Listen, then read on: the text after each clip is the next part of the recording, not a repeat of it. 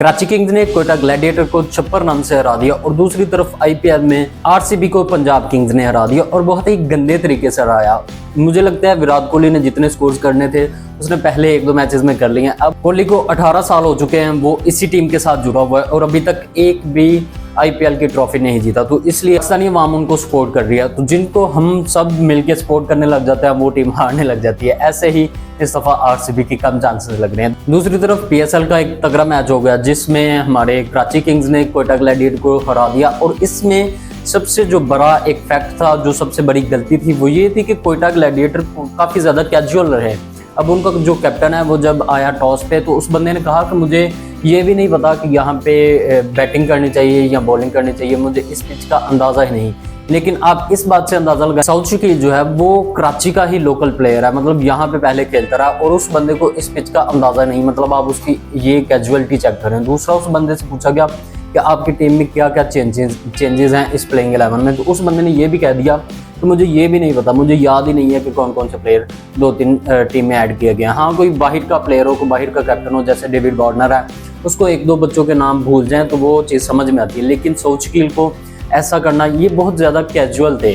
वो सिर्फ ये नहीं कि टॉस तक रहे, वो जब मैच में आए तो तब भी वो उसी कैजुअलिटी के साथ आए। आपको ये कैजुअल माइंडसेट जो है वो चेंज करना पड़ेगा। आपकी टीम में, आपके थिंक टैंक में इतना बड़ा, इतना तगड़ा लेजेंड बैठा विव रिचर्ड्स, जिसका माइंडसेट यही होता था कि आपने अगले पे चढ़ाई करनी है, आपने वहां पे जाकर कुछ भी ऐसा शो ही नहीं करवाना कि हम कमज़ोर हैं या फिर हम बहुत ही सॉफ्टली चल रहे हैं, मतलब ऐसा कुछ भी। वो उस बंदे का माइंडसेट आप चुरा लें, आप उस बंदे से कुछ मोटिवेशंस लें, क्योंकि वो बंदा ही आपको अब ठीक कर सकता है। अब बात करते हैं साउथ शकील की पूरे मैच की परफॉर्मेंस की। आप उसकी बॉलिंग देखिए तो चलो, बॉलिंग एक अनएक्सपेक्टेड था कि साउथ शकील ओपन करवाने आ जाएंगे बॉलिंग की तरफ से, तो वो बंदा आया, उसने एक विकेट भी ले ली। लेकिन बैटिंग में देखिए और उसके अलावा फील्डिंग में एक पॉइंट ऐसा था जब पता नहीं किसी फील्डर की गेंद लगी और ये बंदा भाग के जा के पकड़ रहा है, गेंद को पकड़ सकता था सुकून से, लेकिन इसने पकड़ा नहीं, उसको धकेल दिया फील्डर, वो कीपर की तरफ के लिए तू पकड़ ले, मतलब इतना ज्यादा कैजुअल हो गया था ये बंदा।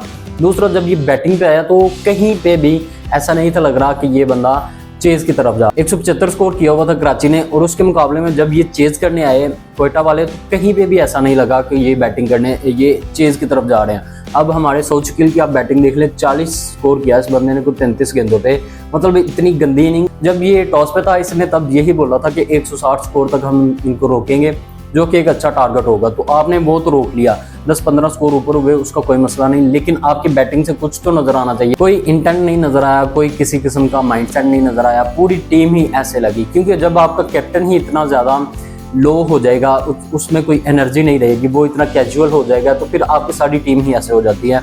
अब मोहम्मद आमिर ने, मुझे लगता है कि पूरी टीम इस जो प्लेइंग 11 खेल रही थी, सबसे बेहतर जो इनिंग थी वो मोहम्मद आमिर की थी, क्योंकि उस बंदे ने कुछ 14 गेंदों पे 30 स्कोर कर दिया एंड पे आगे। मतलब वो बंदा एक बॉलर है और वो आगे आपको स्कोर करके दे रहा है। और आप खुद देखें, अपनी करतूतें आप देख लें कि आप प्रॉपर बैट्समैन हो के भी वहां पे जाके परफॉर्मेंसेस नहीं दे पा रहे। कराची की बैटिंग की बात करें तो डेविड वार्नर इस दफा स्टार्ट हो चुका है, मतलब पिछले 2 मैचेस में वो बंदा बिल्कुल परफॉर्म नहीं था कर रहा, लेकिन आज के मैच में उसको कुछ फॉर्म दे दी गई है, 30 स्कोर उस बंदे ने कर लिया। अब आप देखेंगे आगे आने वाले जितने भी मैचेस हैं उन सब में डेविड वार्नर ठीक ठाक पांजा लगाएगा, क्योंकि वो बंदा, उसको कुछ रिदम चाहिए था, उसको वो रिदम मिल चुका है। अब वैसे भी पिंडी में मैचेज होंगे तो वो वैसे ही बैटिंग फ्रेंडली पिचेज हैं, तो वहां पे डेविड वार्नर आपको बजाते हुए नजर आएंगे। उसके बाद उस प्लेयर ने तगड़ी इनिंग खेली जिसको लास्ट टाइम हेयर ड्रायर दिया गया था। पिछले मैच में उसने नहीं खेला कि इस दफा फिर मुझे हेयर ड्रायर ना मिल जाए, लेकिन आज उसने फिर से एक अच्छी 70 स्कोर वाली इनिंग खेल दी।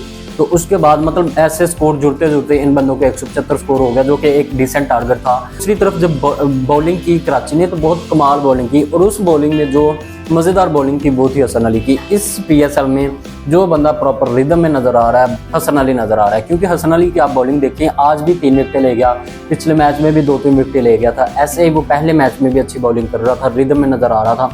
मुझे लग रहा है कि ये बंदा टीम में वापस आता हुआ ऐसे दिखाई दे रहा है। और एक और रिकॉर्ड इसने अपने नाम कर लिया, वो ये है कि पीएसएल में अभी तक का सबसे हाईएस्ट विकेट टेकर बन गया हसन अली। और ये मुझे मतलब ताज्जुब नहीं होगा अगर इस पीएसएल के एंड पे ये बंदा हाईएस्ट विकेट टेकर है इस पीएसएल का, या फिर सेकंड हाईएस्ट। कराची ने ओवरऑल बॉलिंग अच्छी की, मीर हमजा ने भी 1-2 विकेटें ले ली। मीर हमजा की यार मुझे नहीं समझ आती, 2016 से ये बंदा पीएसएल में लगा हुआ है और अभी तक कुछ भी ऐसी परफॉर्मेंसेज नहीं इसकी आई कि बंदा देख के बोले वाओ इसने कितनी कमाल परफॉर्मेंसेस दे दी। लेकिन ऐसा कुछ भी इम्पैक्ट नजर नहीं आया। तो मीर हमजा से हर बंदा एक्सपेक्ट कर रहा होता है कि ये अच्छी बॉलिंग करेगा, क्योंकि इसके पास स्विंग है, गेंद पे कंट्रोल है, तो इस बंदे को चाहिए कि कुछ तगड़ी, कुछ out of the box performances दे के दिखाए, लेकिन अभी तक कुछ भी नजर नहीं आ रहा है। दूसरी तरफ मैं बात कर रहा था आईपीएल में जो मैच हुआ, पहले तो बारिश हो गई और आरसीबी ने ये तय किया हुआ है कि हमने अपने होम ग्राउंड पे कोई भी मैचेस नहीं जीतने।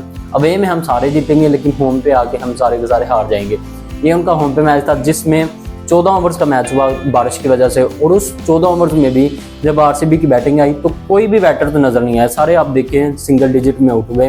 विराट कोहली भी सिंगल डिजिट में आउट हुआ। एंड पे आके टिम डेविड जो है वो उस बंदे ने सिर्फ कोई 50 स्कोर कर लिए। पूरी टीम ने 95 स्कोर किए, जिसमें 50 स्कोर तो सिर्फ टिम डेविड के हैं, मतलब पूरी टीम ने मिलकर 45 किए और इस अकेले बंदे ने 50 स्कोर कर दिया। तो उसके बाद जब बैटिंग पे आए तो पंजाब किंग्स ने इनको बहुत ही आसानी से हरा दिया, वो भी एक वन साइडेड मैच हुआ।